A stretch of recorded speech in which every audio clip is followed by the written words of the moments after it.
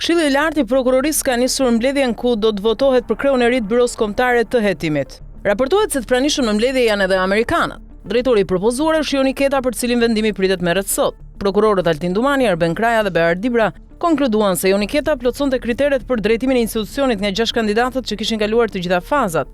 Por kush është Joni Keta i propozuar në krye të Byros Kombëtare të Hetimit? Me një karrierë në ngjitje si oficer i policisë gjyqësore pranë shkrimeve të rënda e më pas hetues pranë BKH-s dhe zëvendës drejtori i komanduar këtyre 2 muajve, Joni Keta, 37 vjeç, që kaloi të gjitha pengesat e garës për në Byron Kombëtare të Hetimit.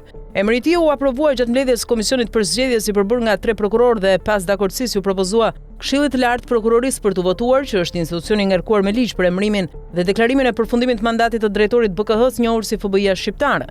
Joni Keta ka shërbyer për 15 vite në sistemin e drejtësisë, si oficer i policisë gjyqësore dhe njihet për rekordet në hetimet financiare dhe ndaj krimit të organizuar. Në një proces të zgjatur që ka përsëu edhe afatet e fundit të kushtit, në garë mbeten 7 pretendent dhe pasi Komisioni i Kontrollit të Pasurisë dhe Figurës i verifikoi dhe skualifikoi shumicën e tyre, të premten i përsolli një listë të ngushtë fituesish Komisionit për zgjedhjes përbërë nga Altin Dumani, Arben Kraja dhe Behar Dibra. Edhe pse zërat e përshkruan klimën e ftohtë mes 3 prokurorëve që vjen nga krisjet e mëparshme të shkaktuara për BKH-n, akujt e të treve duket se u shkrin nga kandidati Joni Keta që i bëri bashk dhe që shpresohet vendos ura mes BKH-s dhe SPAK-ut. Në kushtet kur një klim pa kënaqësie pa të shoqëruar gjatë mbajtjes mandatit 5 vjeçar drejtoren e BKH-s Aida Hajnaj, deri aty sa u harruat përcjellej nga SPAK në fund të funksionit, pritet që një marrëdhënie konfliktuale e tillë të mos përsëritet më dhe KLP, por edhe ndërkombëtarët të shpëtojnë nga ankesat, qofshin nga ana e SPAK-ut, qofshin nga ana e BKH-s. Sa kaq 11 anëtar të Këshillit të Lartë të Prokurorisë në një njoftim të hershëm kanë bërë publike një tjetër çështje të rëndësishme, siç është dëgjimi i 4 kandidatëve që konkurrojnë për drejtimin e SPAK-ut.